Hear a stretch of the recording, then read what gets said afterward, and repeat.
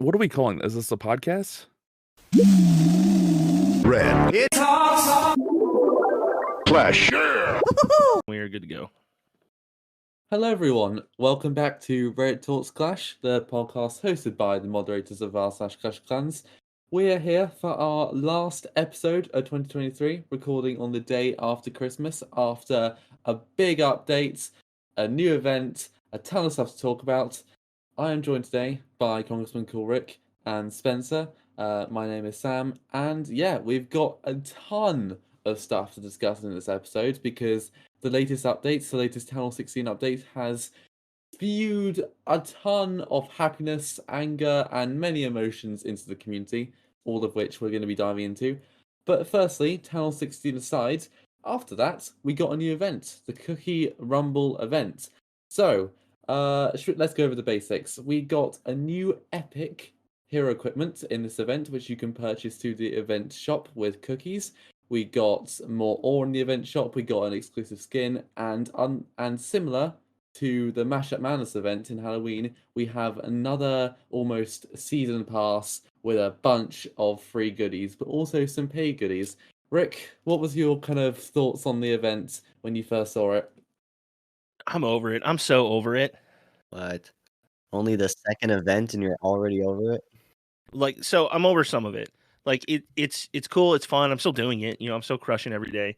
But just how overpowered everything was. It was really fun during the Mashup Madness at Halloween, and it's less fun now. So to provide and explain to everyone, we got two new exclusive troops and one new exclusive spell. One of those exclusive troops is the Cookie P.E.K.K.A, or just Cookie, all in uppercase, and they can literally one-shot every single building for 10 housing space. So if that gives you any sort of idea on how overpowered it is, there it is. I think it's really the spell is what is making everything so OP, because it's a freeze.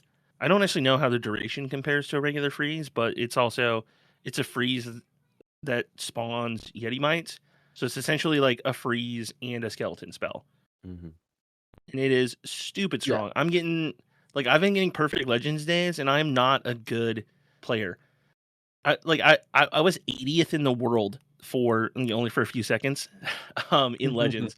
And like I am not good enough. I'm not good enough to justify being in the top 100, even like the super cheap way that I did it, just like using the OP troops and busting off all 8 hits in the first 20 minutes of the start of the season. But I don't know, it's way too strong.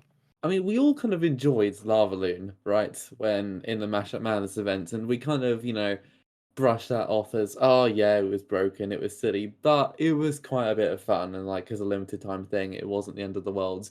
But if this is going to become the norm, that we get lots of these, special events, and in each of them we get an overpowered troop, is it just going to be far too much? I think so. I mean, I just said I'm over it. Like, Mashup Madness came at such a perfect time in the game, too. It was right at the end of Town Hall 15. You know, like, no one really knew it was the end of Town Hall 15 except a few of us, but it was right at the end. People were at, like, their peak frustration with how difficult 15 really was. It was the first opportunity a lot of players had to be consistently good at Town Hall 15, and that's what drove a lot of the love for it, and it was fun. Yeah. Like my highest 3-star rate over the last year until this event was, obviously during Mashup Madness, everyone's was. We all looked at it as, oh cool, this is a temporary troop, who cares? And just now, like as a second time around doing it again, I don't know, it's like I'm still having fun, but I'm not having as much fun, and I'm not looking forward to doing it again for whatever the next one is.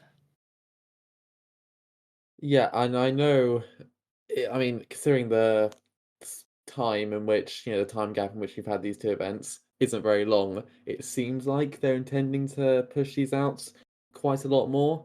And yeah, I think it's just going to get a bit ridiculous.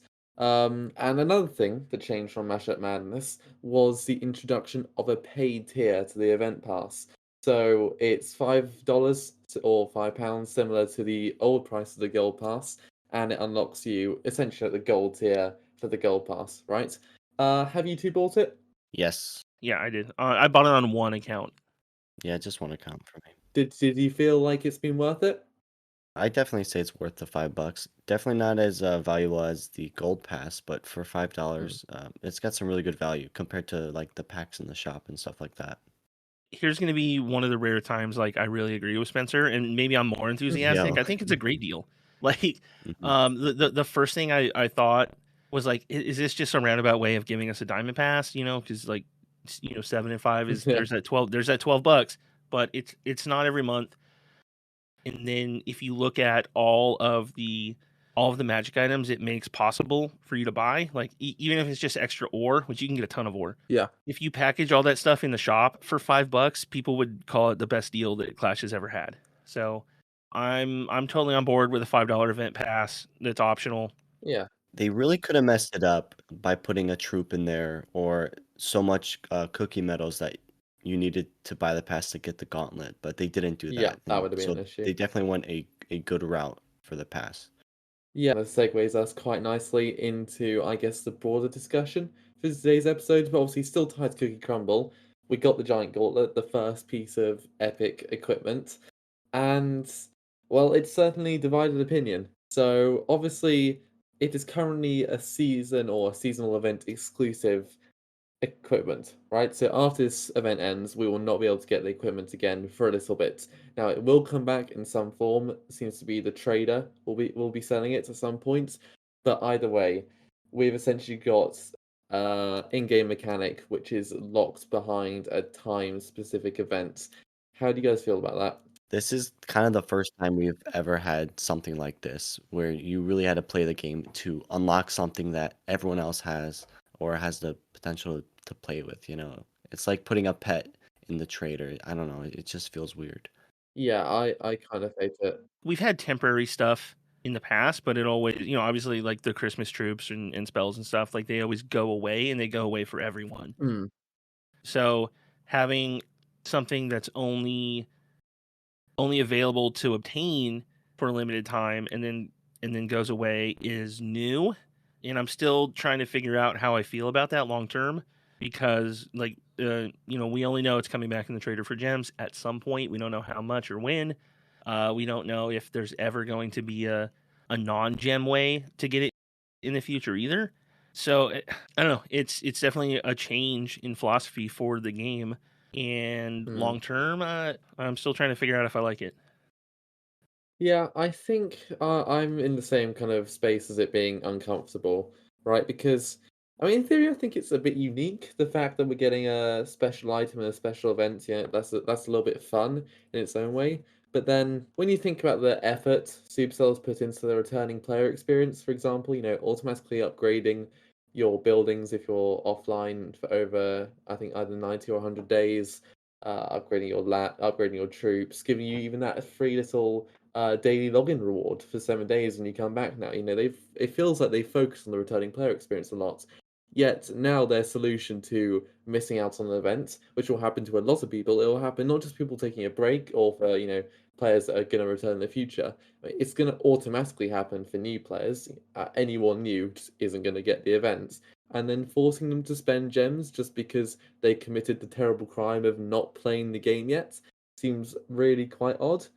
I mean, I guess it's like an OG exclusive item almost, but like that's not really that special when the game's been out for over 11 years now. So I really don't like it. Long term, we don't even know like if that's going to be a problem, because I think power creep is a real concern with the addition of new gear, new equipment constantly. Uh, it could Yeah. be that a year from now, there's no reason to have her use the giant gauntlet because there's newer, better, cooler equipment available. Mhm. So, it is kind of cheap to me that the only way to get it later is going to be gems, but it also basically every game goes once they start down this path is that old gear is going to become irrelevant. So, as much as I don't like it, I don't know that it's a real problem that it's going to be available in the trader only. Yeah, but I mean, that's kind of quite an optimistic hope, isn't it? That it'll only be okay for it to be in the trader eventually. I'm just trying to be realistic about it. Yeah, Yeah. I'm not happy with it. I don't think it's a great decision. I'm just saying, like, realistically, a year from now, I could see us not caring. Yeah, but then equally, will this not happen again? Will we not get another new epic equipment which appears in the trailer, which is suddenly the next best thing? And once again, everyone's discussing this. Yeah, I'm really not sure about this as a long-term strategy. It's a long term strategy to make sure we keep logging in and keep doing our daily hits and and stay in war. It's certainly long term that way. Like, that's what's been most frustrating for me lately is I think a lot of people are having emotional reactionary takes to it without realizing, like, we don't have a whole lot of information about how it's going to play out in the future. We don't know if it's going to suck or, like, maybe this is going to be a great thing for the game too. When Town Hall 11 came out, the shield changes, like, you would have think it killed the game if you go back on the Wayback Machine and look at Reddit in 2016, and like you think Clash was about to die, but like that shield change and the loot changes were long term amazing for the game too. So I don't want to be too pessimistic. I mean, I guess you say that we don't have all the information right now, but there is also been quite a bit of criticism about that, I guess, the fact that Supercell probably haven't communicated this update very well. Yeah, the communication sucks lately. I mean, well, I guess it always has. So I don't want to say lately. Yeah, it does feel like they missed the mark this time, though. I mean, I don't feel like the levels were explained very well, the difference between epic and common. Obviously, the big thing that really hasn't been communicated well is the how you'd get the epic equipment in the future after the event. It's still in flux. I don't think anything's at like the final decision stage. At least nothing Hmm. that's been announced to us through the creator programs. I don't know. Like, are you guys even using the gauntlet? Well, yeah, here's the thing. I really don't know how good it is because I'm using that cookie army that's really OP, so it's hard to really tell how good this gauntlet is. Yeah, Like, and also it's got 27 levels too. For a person in Legends League who has a pretty decent war record, it's going to take like 3 months to max it out anyway. So I don't know when it becomes good, or even if it becomes good. I just know I'm going to have to invest 3 months of my time upgrading it and only it to really kind of find out, and that sucks. Yeah, it's really weird too how they release this equipment with the event when there's already going to be temporary troops and spells. Um, and just them calling it epic, that kind of just forces us to be like, okay, I feel like we need this. We need to spend all of our medals on this equipment for our heroes because it's epic and all the other ones are common. yeah, I'm still quite struggling with why they even introduced the rarity because it automatically, I mean, either in theory the epic equipment should be better than the common equipment, right? It's epic, it should be better, right? So that's one option. But then you kind of think, oh, why would you use the common equipment? Or it's not better than the common equipment and it's only epic because maybe you get it as, maybe the only reason it's epic is because you get it through this limited time event. And then you ask, okay, why am I having to upgrade about 10 extra levels for something that's not even better? Why is this even epic? So I feel like the added rarity is a lose-lose scenario. I completely agree. Yeah. So I think that kind of moves us along to the next like big stuff that I wanted to talk about today. This update is really going to drive a lot of fundamental changes about the way we have to play the game and the way a lot of people are going to have to look at how they play the game too. Or it seems like a small little thing, but there's so many secondary effects. Just the fact that you now are going to feel compelled to log in daily, to do the daily bonus. You can't grind out ore. It's just a slow drip that you have to get from doing wars and logging in all the time. It's going to force them to be a lot more active than they may have been in the past. Hmm. Is that a bad thing either too? Like, I don't even know. Like, I play daily and I war constantly anyway, so it's not a change for me at all. Yeah, I mean, I guess one thing you could argue is, okay, sure, with normal loot, right, you can absolutely blitz it and farm a ton of it, right? There's no restriction on that. But the restriction you do have is time, right? Whereas these equipment upgrades don't cost you any time. So I feel like it's actually not that different. It's just semantically and in appearance it feels different. Because where you're only getting a slow drip of ores, right? That's essentially time penalty. Okay, and instead the time penalty would have just been translated to the actual upgrades. So I'm not sure if it makes a huge difference, but I guess in terms of having to log on daily, that is a difference, right? I don't think it's the worst thing trying to encourage people to play a bit more. So I just said, like I play daily anyway, and I war constantly. Like I'm already doing all that. So in a way, or is essentially a passive thing that I just get Yeah. for playing the way I normally do. So that's kind of cool. But then also too, like there's a part of me that's like, don't tell me how to play. Even though it already aligns with exactly what I'm doing. Yeah. There are players who would only log in on the weekends, pop a training potion, get 3, 4, maybe 5 of their builders going, depending on where they are, and then not touch it during the week, and then come back on the weekend and do that again. And that was fun enough for them. And that's not going to be viable really anymore now, at least if you want to keep up with your hero equipment. One of the other big cultural changes that Clash needs to really deal with is it's kind of been the norm to not allow people to war without their heroes at all. And now, if you want to keep up with your equipment, you have to war constantly. There's no way around that math right now. You have to be in war all the time. Like, are you guys letting people in your clans war without heroes, or what's the expectation there? Well, from a clan leader who launches war back to back, I just add who is opted in, and that's it. I don't really check heroes. If someone wants to war without heroes, I don't really mind that. So was it a rule before this update, or did you change to accommodate A few the... years ago, we had a rule where you can't war with your heroes upgrading, but Right, I which is... relaxed a lot of my rules years ago. Okay, so maybe you're not the best basket case for this because you've been doing this for years anyway. But I guess I can speak on behalf of our clan, Rick. So obviously, we used to only allow heroes up for wars. It's really almost impossible to get a 3-star with even a single hero down. But that did change for this update, so we now allow people to go in wars for with heroes down, just because I mean, it's not a crazily competitive clan who are looking to set a huge win streak, and ultimately, I think people just realize now that it's anti-progression if you don't participate in wars. So, I mean, even if you're losing wars, you're still gaining more than if you just sat out of them. So, yeah, it's weird because any more competitive clans, I mean, what are they going to do now? Do they just have to suck it up, or?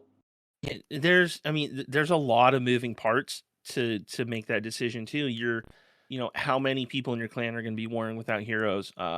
And the more people without heroes you allow, at least at higher levels, like you're going to lose more wars, and losing wars means less ore for those who did participate.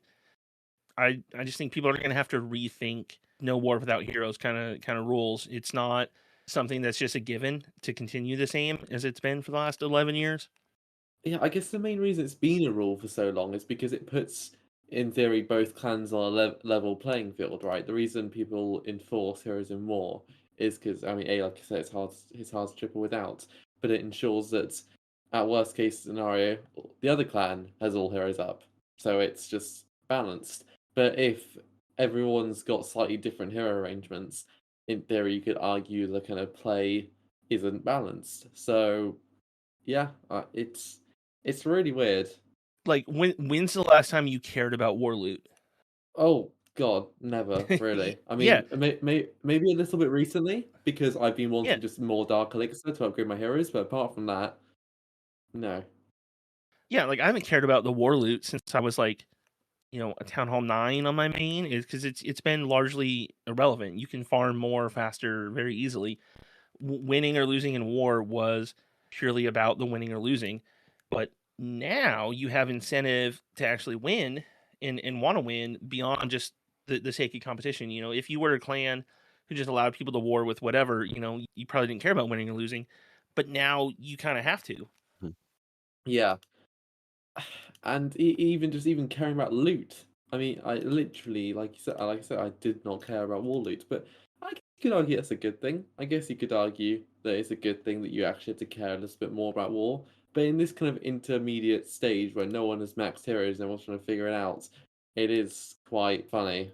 I think we're all viewing this from a largely Town Hall 16 perspective, but this will be affecting every Town Hall all the way down to Town Hall 8. So it's not like you can just get rid of the problem after a bit once everyone upgrades. It's going to be a constant, ongoing problem. There's definitely going to be value in letting like lower town halls war with clans that are largely made up of higher town halls too, because like as a Town Hall 9, you can't even earn Starry Ore hitting another Town Hall 9, but you can probably find the occasional Town Hall 15 or 16 with a Town Hall in a corner that you can snipe off easy enough and then earn a lot more ore than you would from doing a standard war. My point here was just that as a clan, y'all probably need to rethink just how you look at it, and it's going to be different for every clan based on your makeup. Overall, another huge change is the hero potion. The most significant balance change I can ever think of is allowing, like one potion to give you up to 94 hero levels for an hour. It's just bananas too. And now the big debate that a lot of people are having is it even worth it to upgrade your heroes? That's a funny question. I mean, I'd still say yes, right? Because ultimately, who wants to be constantly buying hero potions? That's quite a commitment, even with raid medals and pass whatever. You're still spending gems, and at that point, it's just a little bit ridiculous. But it does raise questions. For example, engineering. Will people get very rush bases, blast them up to Town 15, participate in war, have a lower war weight, and then have max hero levels? I mean, what's stopping them? Nothing, really? That was the first place my mind went once I actually sat down to think about it. That change wasn't told to creators. Like if anyone listened to our last episode with Clash Bashing, like we all found out about that live, like on the air. It was like Erica was in the chat and mentioned it. And that was the first I'd seen it. And I don't know, like we all immediately hated it. And then the more I think about it, the more I still hate it. Calling it out, it's going to be the return of engineering. You can get all level 1 stuff, use a power potion and a hero potion, and be a max offense Town Hall 16. It's going to take time for you to build up your equipment levels to make those heroes actually viable. But the people who are going to be making engineer accounts are going to be war focused players, and it's just a matter of time. 6 months from now, 8 months from now, whenever it ends up being, clans are going to get wrecked in wars by engineer accounts. I guarantee it. Yeah, and how do they balance it aside from actually just reverting the change? I mean, how can you balance that with war weights apart from just making hero levels less influential in war weights? But then that screws up balancing in its own way. It's a problem they've created for themselves. There's no way to do it without punishing like just legit players who don't want to max out entirely. You would have to make it like Town Hall based matchmaking instead of just overall weight averaged matchmaking. As of right now, like the game is going to treat an all level 1 stuff Town Hall 16 probably like a 13 or 14. And yes, it's going to be easy enough to triple those bases, but that's how engineering works. Like anyone who doesn't fear this probably didn't live through the time in Clash when engineering was a massive problem. Yes, you give up 3 stars, but even level 1 key defenses are very strong against the accounts you're going to match. A Town Hall 13 up against a scatter, a couple spell towers, a monolith, the Town Hall 16 Giga weapon, whatever it's called now, is just max at level 1. There's no upgrades. Those are all actually kind of hard to overcome when you're 3 Town Halls lower, regardless of what the rest of the defensive levels are. I don't know. It's baffling me. I don't get it. I don't get why, and I don't get how it's gonna not negatively affect the game long term. It's something Flash Ninja said that made a lot of sense. Was this would be an amazing change if it only applied to the first 5 days of your Town Hall boost, but it left the potions unchanged. And I 100% agree with that. Just show people the value of here's what max level heroes and troops actually do without making it a long-term viable strategy, because you can buy 3 hero potions a week in the trader. That covers a war every 2 days. That covers that. And if you just sit out a couple wars in the month, it also covers CWL. So you can do almost every war for the rest of your life without ever upgrading a hero, just off hero potions in the trader. Plus whatever you get through clan games or random events. It's way too powerful. And I guess that segues us kind of nicely to the whole problem with the value of hero upgrades. Because you said, oh yeah, it'd be great if you could, just have it for the first 5 days just to show the power of hero levels. But the power of hero levels isn't as great anymore because you do not get an ability upgrade every time or every 5 levels of your hero. So in effect, your hero upgrades are literally, objectively less valuable.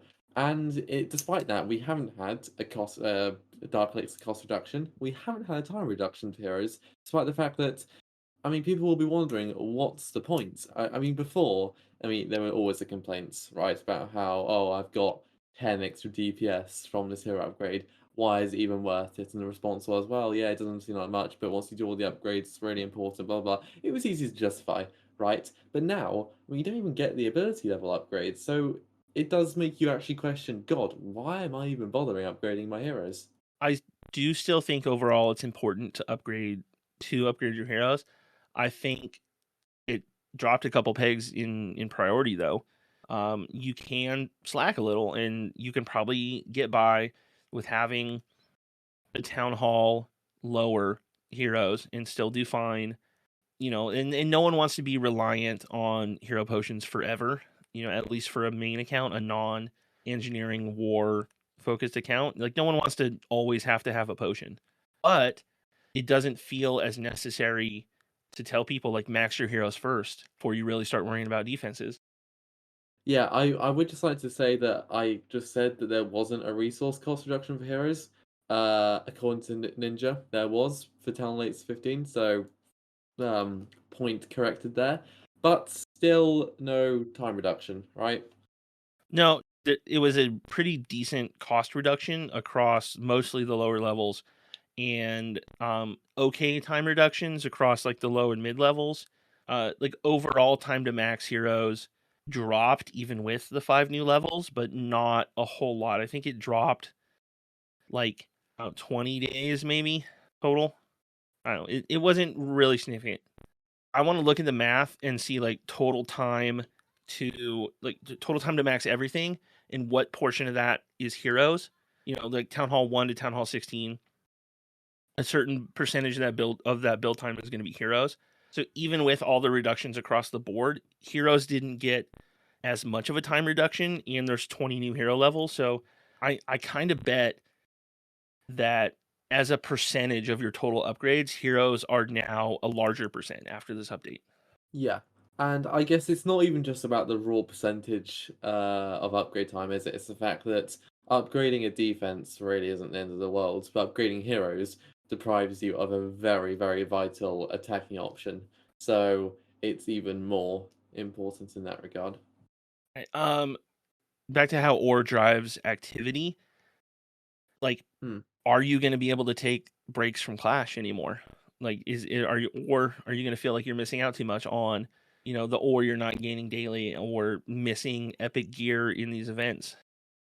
I mean, I kind of feel like I'm grappling with that a little bit now because I got exams in about a month, so I've been spending less time playing Clash and more time actually working for once. And I keep thinking, crap, I need to go do my daily bonus, but some days I don't really have the time to do multiple tests. I'm only farming with Sneaky Goblins at the moment, so I'm not getting 3 stars to finish it quickly. I'm getting, 1, maybe 2 stars. And it is just a bit like, oh crap, I actually need to make sure I log in. Whereas before, if I miss a single day, my thought process would be, okay, I'll just spend one night and pop a training potion, it'll be fine. But yeah, it does kind of feel like a pressure not to take a break from Clash, which I guess is easier for the casual player to kind of cope with, because it's like, yeah, oh, I've enjoyed my few weeks of playing. I'll now come back in 6 months, so yeah, which is what like a few of my friends do. Yeah, it's not probably a big deal for them, but I guess for people more aligned with our style of play who play it way too much for their own goods, I imagine a lot of us will be thinking, right, if I want to just avoid Clash for the next week, so I'm going on holiday, can I really do that? Because will I miss out on a whole week's worth of ore collecting and progress? I mean, it's a bit of a consideration. Yeah, I mean, obviously you can and will miss out on some of that stuff too, but Yeah, like it's a harder decision now. Spencer, you've been the kind of player who doesn't always get a whole lot of attacks in every day. Have you been a lot more active, like due to the ore, or how's it affected your playstyle? Yeah, so the last few months I only war and I never attack. Like I'll go a full season with 0 attacks, but I'll be active every day and do wars. But this month, I did get a lot of attacks in. I wouldn't necessarily say it's only because of the ore, mostly because of the new troop in farming the elixir.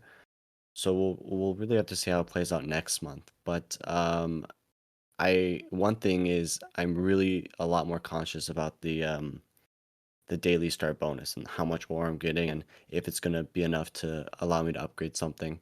So I'm paying a lot more attention to that than I ever have before. What league are you hanging out in lately?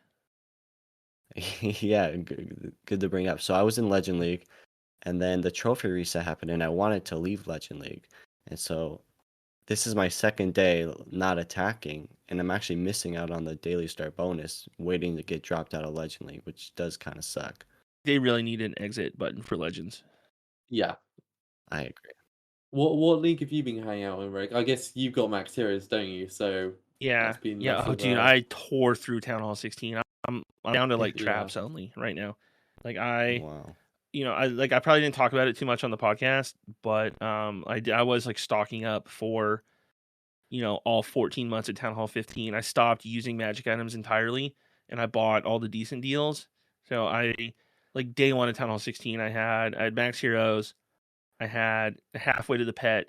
I finished the pet by the time like the boost wore off, so I've literally never attacked without max offense. I was able to get through all my lab. Most of the defenses, I was down to like air defenses and wizard towers and traps on defenses because I had a ton of magic items. But you guys each have like only a handful of accounts, right? Yeah, I've literally only got one I play on actively. Yeah. So did you bother doing the event on more than one account at all? Nope. I mean, considering I don't really play on another account, doing the event was definitely out of my scope. So I don't think I'm the correct person to answer this question. Right. I did this stupid cookie event on 8 freaking accounts Oh my god. to unlock the gauntlet and complete the track just to buy ore on them all. And holy Wow. crap, I'm not doing that again. It's way too much. I'm gonna have to accept that. Hey, like all my lower accounts are not gonna have all the gear all the time. 'Cause, like I mostly just wanted to do it once now just to see how terrible it was, and like it was bad. Like, but it's holidays and I had a lot of free time, so like there's no way I'm doing this during a busier time on my schedule.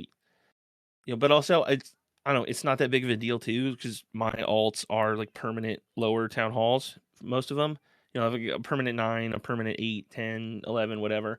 And I don't have a hard time tripling without big gear now. So, it's more easy for me to accept just, I just won't have all the gear.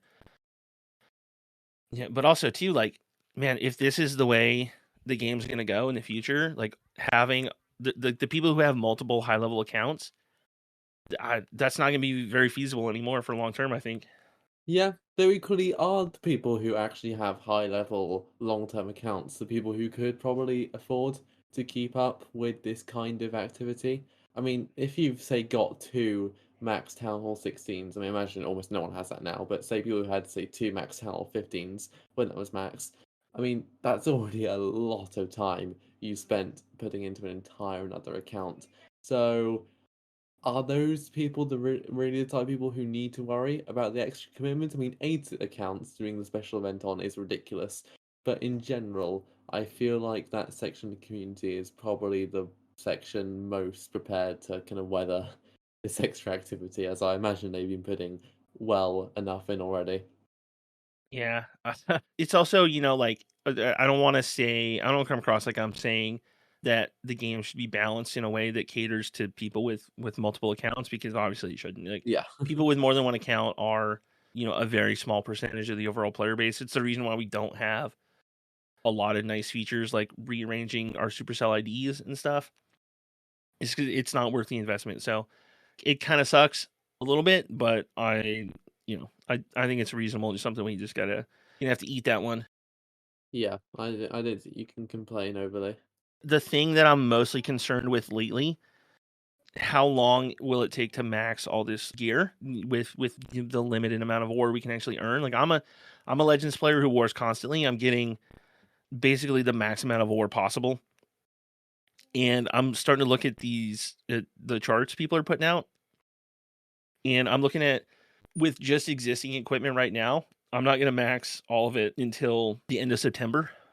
That's not accounting for any additional epic gear that we get later in the year or additional common equipment, however that's going to come. So I'm starting to wonder, like, is it going to be possible to max all this gear before Town Hall 16 ends? And if not, is that something that people are going to be okay with? Yeah, because I mean, I'm sure most people, or at least a fair few people, have already seen the leaks. For example, the Queen's Ice Arrow ability. So they've already got new equipment in the works, right? They're not. Then it's not even the case where they're still developing new equipment. They're ready to go just whenever they want to. So I mean, we have no idea the kind of timeline for when equipment will come out. And it feels like one of the things you kind of wish there was a timeline for, even though it's not really practical. I mean, it does really affect how you approach equipment, because if you know something is coming, that a new piece of equipment is coming soon, are you going to be more wary about burning a bunch of ore on a less used piece of equipment? So will people be constantly worried about spending ore on equipment they don't use as much because a new one might just be sprung on them? It makes balancing, like any gear that needs balancing, really weird too. Like, how, imagine saving up 3 months worth of ore to upgrade something to max, and then it becomes irrelevant after a balance change or new gear comes up. It's such a long investment. Like there's obviously a risk of that happening now with pets and troops and everything else. There could always be a balance change that wrecks something, but it doesn't feel like that big of a kick in the boys, because you can just hammer a different troop up and be back in the game immediately, or 2 weeks later you have a different new max troop or whatever, as long as you're keeping up. But with no way to quickly farm ore, like, it's not gonna be fun. Yeah, I'm a bit worried about, it's like you were talking about balancing. I'm a bit worried that eventually equipment is going to fall into the same issue that kind of arose with pets, which is that on the whole, most pets just kind of had their hero, right? So you always almost put Unicorn the Queen. I mean, now with the I've completely forgot the name of the new pet, but the new pet that makes The things go Spirit invisible. Fox. Now with that Spirit Fox, thank you. Now with the Spirit Fox and the Diggy, I mean, I guess that offers a bit more variety for the Royal Champion. But the King often had the Phoenix, occasionally the Frosty, maybe the Yak. But overall, pets kind of fell into their place, and then certain pets, like the Lassie, faded into obscurity. And I guess the new 4 pets and now additional 5, additional pet that came with Town 16 did alleviate that problem. But I'm a little bit worried that with the equipment, there's just going to be the set 2, which people almost always take, and then there might be one which occasionally some more experienced players can leverage in specific war attacks. But the more equipment they add, the more I worry that's going to be a problem, unless they can balance it really well. Yeah, I don't know. Like with Lassie, like Lassie brings up some concerns of mine too, just because Lassie is essentially obsolete right now. They tried to buff it with the 5 extra levels, but it didn't really work. There's still no reason to, unless you're spending significant time at Town Hall 14, there's no reason to even upgrade Lassie. So I mean, like, of course it's going to happen with equipment. So get ready and wrap your head around it now that you're gonna upgrade gear that's gonna be obsolete at some point in the future. I don't know which ones or how much that's gonna happen, but it's like a certainty that it will.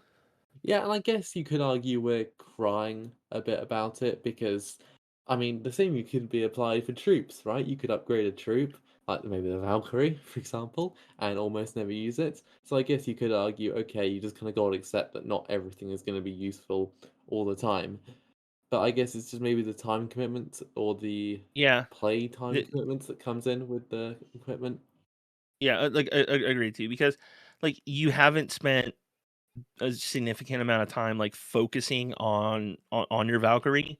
Like Yeah. people do it. Like Supercell, at least with the Valk specifically, like Supercell is always trying to make them more relevant. Like they keep getting new levels. They've gotten balance changes in the past. Like there's a few troops that I think they've just totally given up on. Like the Super Valk is no one's ever gonna care about that again. But I don't know. Again, like you can farm that stuff up really quickly. You can farm the resources for any troop within a day. There's hammers where you can instantly get it. A level. There's books. There's a lot of ways to very quickly. Even in the raid medal shop, you can get 3 research potions per Yeah, week. yeah. So We have mechanics to where you can grind that stuff out quickly, and if you lose it, it's not really that big of a loss too, and we're all used to it by this point. But with gear, like I don't know, like things can change, and your equipment becoming irrelevant represents you, like you saved up 3 months of ore to upgrade that. I don't know, that's not gonna be fun. Christ, yeah, feels like you've done a lot of complaining, doesn't it? I like yes, I know that this whole episode's just like it's just us saying like all this stuff might suck later, but I mean, like overall, I Yeah. still am really, really enjoying Town Hall 16 so far, even with the stupidly overpowered troops and like Root Rider spam and being successful again, even before the even before the event. Like I was getting amazing Legends days, and it's fun again. It really is. So I think we just need some distance between the event and to kind of like let the changes that Orr brought in kind of really soak in before we give it like a real Yeah. long-term judgment. It's better than Talon 15. I'm happier playing this as it is right now in its current state than I was Really? 2 months ago as a max 15, just struggling. See, I get that Town 16 has definitely been easier than Town 15, which I'm sure has been appealing to many. I mean, not, like you said, notwithstanding the seasonal troop, just the Ram Rider has been very good, and defense as a whole did take a nerf. But I did feel more. I don't know. I felt more positive about Town 15. I felt that the spell towers were cooler and the monolith was cooler, like combined, than the merged defenses. Especially because the merged defenses. I mean, the merging's a bit of a gimmick, isn't it? I mean, it's just new defenses basically that you are technically merging. And the E Titan was an interesting troop. Didn't feel broken, but it found its place in the meta quite comfortably. And Yeah. although Town 15 was harder, there wasn't a gameplay mechanic like this equipment, which I felt quite uncomfortable about. And I get why you say, oh yeah, I've been enjoying Town 16 more because it's just been easier to triple and whatnot. But that aside, I felt a lot better about the Town 15 update, if I'm to be honest. But also, I think offensive and defensive metas have kind of like alternated. There's and maybe it's only this case like accidentally with hindsight, but Town Hall 13 was introduced the scatter shot, which is pretty punishing defense and took a lot of people a lot of time to really adapt to. Town Hall 12 before it was really more offensive focused with the introduction of siege machines. 14 was defensively kind of meh. It was the only new thing was the battle builders, right? Yeah. Which like it did have an effect, but it wasn't anything that wasn't pretty easy to overcome. And the Giga Poison, that was new. Yeah. But like you already knew you had to avoid the town hall bomb anyway, or the Yeah. town hall effect. It wasn't like a huge change. Yeah, I'd contest that slightly because before Town Hall 14, you had people quite comfortable to send their hybrid armies or their Lalo through the town hall because worst case scenario they got slowed down as long as you timed your warden ability right. Whereas the town hall poison did really shift people away from that because getting stuck in the poison would kill your army. Yeah, I know, but it's still not like an entirely new concept you have to adapt to. No, true. And then 15 was very defensively heavy, 2 new key signature defenses. And now 16 is just, hey, we got new offensive toys. We're very offensively strong, and the defensive stuff is kind of, hey, merging stuff isn't a game changer. it's a little anti-rushing because you have to have upgraded cannons and archer towers, I guess. But like I'm fine with the alternating offensive and defensive strong town halls. Like I know that kind of balancing is going to be swings and roundabouts. It's more for me, less the balancing, more just what we actually got.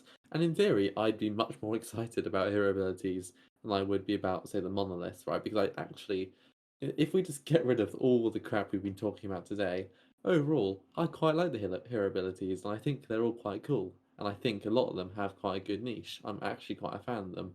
But I think, at least with Town 15, at least I saw the spell tower, I saw the monster, and thought, these are fairly cool. And they're not introducing anything quite problematic, possibly, about the future of the game. Whereas with these hero equipments, I have thought, I'm not quite sure if I like where this is going, which I guess is the main difference in how I feel about the two updates. Town Hall 16 still has a lot of room to grow too. Like it of course is going to get more defensively stronger as we go through the year. But there's also a lot of room to add new offensive stuff too. We didn't get a new spell. We didn't get new spell spaces. We didn't get new clan castle stuff. So it's obviously way too early to judge Town Hall 16, but like I'm having fun with it. Like I just really want to say like I know this is just like an hour of whining and complaining, but overall still I do I am having fun. Yeah, I mean I'm happy to eat my words Yeah. in the future. So the big controversial argument that's turning Reddit into just a trash heap the last week too is pay to win. So real quickly, you two, do you feel any aspect of this update is pay to win or bringing us closer towards it? I'm gonna go with no. Ooh. Maybe play.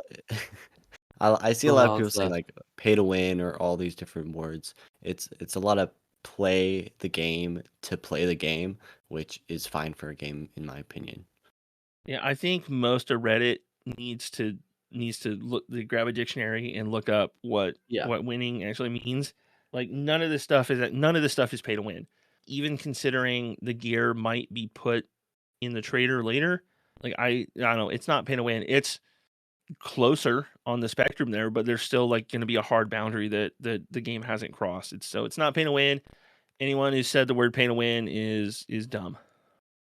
Yeah, I disagree with it being pay to win, but I think they've really amped up the pay to progress element of it because, as you said, equipment locked behind a paywall. Well, not a paywall, but locked behind. Gem wall is the word I see a lot. A gem wall, yeah, gem wall. If you miss the event, and also it's just another update to try push you to spend money on hero books, on Dark Elixir runes to get your heroes done quicker and earlier. Because now you feel compelled to war all the time because you can't miss out on wars. People are going to be compelled to try and finish their heroes quicker because either maybe their clan won't even let them war without heroes, or it's not very fun to not really stand a chance of getting a triple in a war and actively, I guess, quote, letting your team down. So, yeah, it's not pay to win, but I don't like how much they're pushing you to spend money more. I mean, the new mechanics feel like they've been in part added to push you in that direction quite intentionally. Definitely, 100%. The pressure to spend money and the pressure to stay active has never been higher, but I don't think we're objectively not at the pay to win state. No. I mean, the only time when we literally are in the pay to win state is when you literally cannot get, say, hero equipment without spending literal money in the store, right? Until we got to the point where you physically cannot get something that affects your gameplay experience with money, it is not pay to win. But like you said, we can definitely get pushed more and more. And you can blur that line some without saying like the only way is to spend real money. Like if they gave it some just obscenely high gem cost in the trader too, like if they say it was like 30,000 gems where you'd have to spend a year scrimping and saving to get it free to play, like I'll call that pay to win. Until we see the cost, it's probably not going to be ridiculous. I'd put it like if I had to guess, like look at the way they valued the stuff through the cookie trader. The gauntlet was 3,100 medals and the skin was like 4,600. And legendary skins are normally $10, which is or 1,500 gems. So I would imagine it's going to be near that, if not a little lower, just based on how they valued it from cookies. But I don't know, who knows? Like, I don't even know if they've decided yet. Yeah, and I guess you don't need the gauntlets, right? You can, in theory, you should be able to cope fine without it, and it still take you so long to upgrade anyway that, nah. I Yeah, mean, maybe yeah. I you don't don't think need there's it. any strategies that are going to require specific equipment. There's going to be ones that are made easier by having that specific equipment upgraded. But so far, I don't know if there's anything short of like a giant arrow taking out multiple air defenses. Probably opens up a lot of possibilities. Yeah, but that's assuming they are all in a line. Yeah, real niche stuff and really dependent on base design, like you said.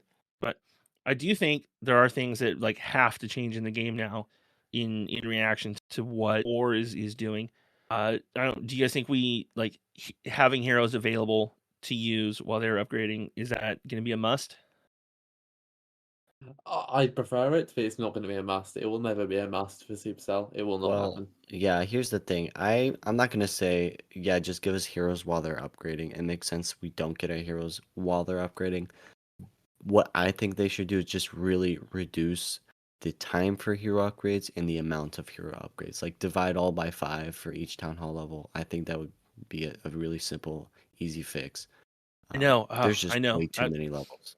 Like especially now that like the sets of 5 for ability levels is not a thing. Yep. Like I don't know what it needs to be, but something has to change with heroes. Like I don't really care what it is, whether it's drastically reducing upgrade time and cost, like reducing the number of levels, just letting us have them during war, even if it comes with some kind of penalty. Like maybe we use a potion for it to bring them up in war, Yeah, or maybe they just have, like like hell, give us like Angry Birds style energy or Candy Crush, where like, hey, you can do it 5 times this week and that's it. Like I don't really care. Just it's got to be some kind of mechanic to allow us to do it. If they're going to maintain that like 300 plus levels of heroes, that taking over a year of upgrade time total, like it's bananas, especially with how devalued hero upgrades have become. Something's got to give. yeah. I'd be pretty happy with making maybe the hero potion dual purpose and also letting you use heroes while down. I think that would be a smart and sensible change. Friendly wars and regular wars need to be able to run concurrently, like in different clans, Oh, but like for that's a must right now. esports players, like they have to.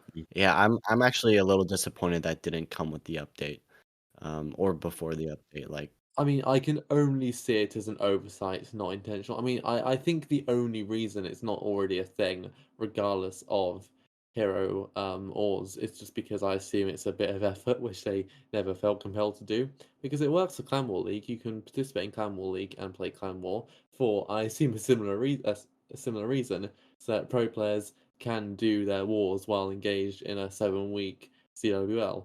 But yeah, I just assume it's some back encoding they never got around to doing, mainly because they forgot, and in the past it was never a big deal. But yeah, I can't see why it wouldn't happen, and it needs to happen. How is your chat tab looking in game? fine. I mean, it's chat, right? What do you want us to say? Oh, you mean like No, how active is the chat? yeah, because it's full. Like ours is full of friendly challenges, Oh, Oh just yeah, like 100%. top to bottom. Like there's no like it's hard to have like a conversation with someone a lot of times because somebody's testing 50 different entries on a base, which is cool, but I know like some kind of like moving FCs into a new tab, like maybe back where global Yeah. was or something, I think's really needed. Oh yeah, like a log tab where you could see clan logs, stuff like that. Yeah, just something like, or like even just collapsing them when there's a bunch Oh, in a row. I mhm. know, like some kind of change that. See, I can't see that happening without some wider recruiting or clan overhaul. Right, I can't see it coming individually. I think that'll come as part of hopefully a big overhaul on the clan system and the recruitment system, and that could take ages to come. So I'm not I gonna hold mean, my breath for that. they said that's coming sooner or later. They've said it's coming for ages though. Yeah, I like, yeah. mean, They've been saying like we're gonna work on the recruitment tool this year and for 4 years. Global left in 2019. Yeah, we outsource our recruitment stuff. So for now, there's nothing we can do, eh? Yeah, moving on. All right. Do you think we need additional sources of ore or any changes to how we obtain ore? I do see a lot of people saying bring ore to builder base in some sort of Ah, no. implementation. I don't know how I feel about that. I'll have to give it more thought, but I feel like the way we get through war now is fine. Um, it just sucks having the 3 ore and having to upgrade with 3 different ore. But overall, I'm actually not too mad about anything related to ore, to be honest. I mean, people are going to have a wish list, right, of where they want ore from, but I think a lot of people are going to forget how it's going to have to be constrained, which is something time limiting, right? Supercell aren't going to give it to us in any format, which could be just farmed or gotten passively, I guess. So I imagine the most conceivable option I can see is maybe the raid medal shop, because that has a limit on you. You only can get raid medals every weekend, and I guess that would make Clan Capital have a bit more of a purpose, and just an additional way for people to get ore. I think that'd be quite a solid change. More ore, of course, is stuff I want. I haven't seen any great ideas on how to do it. Like, I don't want it tied to builder base at all. I don't want to play builder base.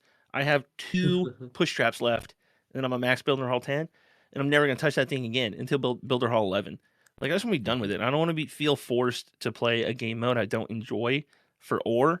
That was always the problem with auto too. Now the robot builder, like, you're not going to fix builder base or make James builder Bond. base lively again by forcing people to play it to have a main Yeah. village advantage. I know. Probably the only good idea was like during the 4 times star bonus event, it should be 4 times the ore too. Is it not? No, it wasn't. So I didn't Oh. even notice. Like I didn't, because I automatically just pressed OK or just tapped on the side Yeah. as soon as it came up, so I never actually looked. I feel like a big problem with the ore, we have so much equipment upgrade that needs so much ore. If we just had maybe a few equipment released with this update, everyone would feel so much better about it. And I really don't think there'd be any complaining in terms of ore. But we just have so much to upgrade, especially with the epic ore that has 27 levels. We just need so much ore right now. There's no reason for it to have 27 levels either. No, Yeah. it's artificially stupid, right? I mean, it's Yeah, literally an arbitrary, stupid number. 3 resources just means they can like wiggle stuff around and make add different bottlenecks and make you want to spend 3 different ways too. I know I don't like the 3 resources. All right, the final thing that I want to ask you guys about, if it needs to change, is root riders. Do you think they need a nerf already or what? So yeah, that's a good question. Right after the update, before the event dropped, I was using a really simple Root Rider army that I saw Itsu use, and I was 3-starring back to back with it. And that was with max heroes, of course. But I just off of that, you would say, oh yeah, that definitely needs a nerf. But considering we haven't really got a lot of the defense levels yet, for the major defenses on the base, I think Root Rider is fine now, and it'll just lose its value as we get more defense upgrades. I haven't used them enough, so I'm not really sure yet. Because with heroes down, I haven't really had a chance to properly play. People are still basically Town Hall 15s. So many defenses got nerfed that like even the upgraded stuff at Town Hall 16 is really Town Hall 15 strength. Base design hasn't really adapted yet. We had a huge wrench thrown in like meta development by the event troop that's just spammable for constant 3 stars. I know it's really too early to call for nerfs like a lot of people are. Once we start getting more Town Hall 16 content, you wouldn't want to see him like have to nerf it now and then buff it later to bring it back into relevance. So it might just be it's overpowered for a while. What do you guys feel about the way the Root Rider looks? I do see a lot of people complaining about that. It definitely looks better when you level it up, put it that way. I think Yeah. level 1 looks atrocious. Levels 2 and 3 look a bit better. And they could maybe just adjust the design of level 1 so it doesn't look like she's just riding a massive pile of dog shit. Oh yeah. I saw a concept on the subreddit that said like this is what it should look like, and it looked so good. Did you guys see that? I think yeah, with the few more like spikes and stuff. I think I know the Yeah. post you're talking about. Yeah. No, they could fix that. Yeah, Darian had left a comment saying like the original inspiration was like an ent, and they said they changed it just because it felt too derivative, and they wanted to take it in a more original direction. But like, man, an ent would have been so cool. Yeah, that would be sick. Root Rider design now is like I don't know, I don't like it. It's a cool troop, it's a cool concept. The design is, It's really cool concept for sure. All right, I think it's time to wrap it up. Do we have any announcements we need to make? Twitch drops. Quick blast about that. Oh yeah. So Twitch drops have started from, I think they started yesterday on Christmas Day, and they're going to January the 1st. So what this means is that if you link your Clash of Clans account to your Twitch account and watch Clash of Clans streams, I think almost all of them have drops of it enabled, but I think there is a way to check. So if you just watch some Clash of Clans streams, you can earn some free rewards. I'm trying to remember what they are. I think it is cookie medals, glowy ore, a shovel, a power pot, and a resource potion. So you get them for varying kind of watch time. So if you watch for, say, 30 minutes, you get a resource potion, 6 minutes power potion, you get the gist. So yeah, it's just a free way to get some stuff. And that could even mean just putting it on in the background, muting the tab, and going and having lunch or something, or just doing anything else. So it's a really easy free way just to get stuff. So really good thing for everyone to do. You have to link your Supercell ID to your Twitch account. And it's twitch.supercell.com, and then you log into your Supercell ID, and the rewards top out at like 4 hours, and you can leave it running in the background. You can't mute the stream, but you can mute the tab in your browser, or just like drop the volume on your phone and walk away for 4 hours or whatever. There's so many people watching Twitch streaming, like guys who I normally see streaming to like 4 people are streaming to over 100 now. Like it seems like it's a massive how many real success. people are they actually streaming to? I mean, it's a lot of people who want the rewards. Yeah. Do it. It's just 4 hours of background time sometime, and you get a free shovel and 300 medals. And like 300 medals is basically another ore pack, so it's decent. Yeah. All right. We're gonna do on Reddit. We have an AMA on the 29th. I don't know what time yet, but that's gonna be C6 Shrimp. He is the guy who finished top of the Builder Base leaderboard last season. I don't know about the season ended like 2 days ago, but one of the best Builder Base players in the world. He's going to come by and answer questions on Reddit. So keep an eye out on the pinned posts for that. Darian, so there's a question in chat. AMA with Darian. We asked him when we saw him in person in November, and he just kind of said sometime after the update. So I know we will bug him when everyone's back in the office after the holidays. So hopefully January, February sometime is when we can get Darian to do an AMA. And I guess if there's nothing else, you guys have any shout outs? Nope. I think I'm okay. Yeah, screw everyone. Amen. All right, so yeah, I will do solo shout outs, I guess, because I you know what? I like saying hi to people. All right. Buddy of ours, Ghost Knight, is going to start his own podcast. And I know we've said that before about people we like starting their own podcast. It never materialized with Magic. But sounds like Ghost Knight and Magic are getting together. And they're going to start a podcast here pretty soon. So congrats to those guys. We will include links when it actually happens. And then, dude, we had such a heartbreaking CWL at the start of the month that we never really had a chance to talk about. Oh man, that was bad. That was so upsetting. So yeah, we won the first 6 wars. We matched another podcast clan, which is cool. Like we spun at the same time with the intent to match, and it actually worked out. But in Champs 2, matched Crystal to join. Each of us won the first 6 days of wars, and we got to face each other in day 7 with promotion on the line. And it was a total blast. Really stressful. They ended up edging us out and promoting, so congrats. Shout out to all the CTGA guys over there. And a very big shout out to y'all's MVP Pablo. who carried y'all to promotion with his amazing in-game actions. So yeah, congrats you guys, and hopefully we catch up to you and can match again in Champs 1 in February. That is going to do it for us. To be able to get a triple in that last war, so that was my only saving grace.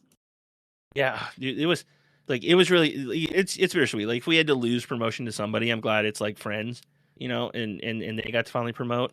Obviously I wish it was us, but it was a great war. It's the most fun. It was the most fun CWL I've had as a Town Hall 15 ever. So anyway, that's gonna wrap it up. I know this one went pretty long. Thanks you guys for joining. Thanks everyone else for listening. We will catch you.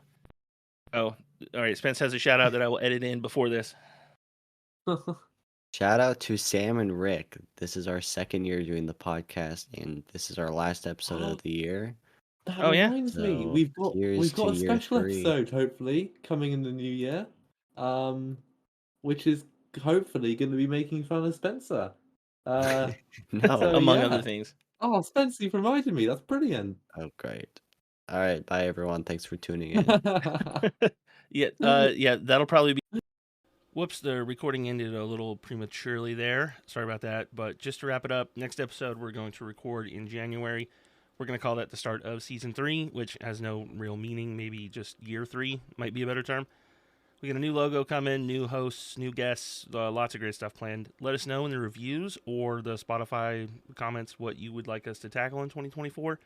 And we hope you continue to join us every other week or so when we do this. Happy holidays to everyone, and hope to see you next year. Also, final shout out to my official chess best friend and runner-up of the first ever Rick vs. Knob 1v1 CWL challenge, my good friend Magic Knob, who definitely didn't guilt me into tacking on a last-second shout out. Have a VB for me, champ, and I'll crack a Foster's here for you too. See you next time.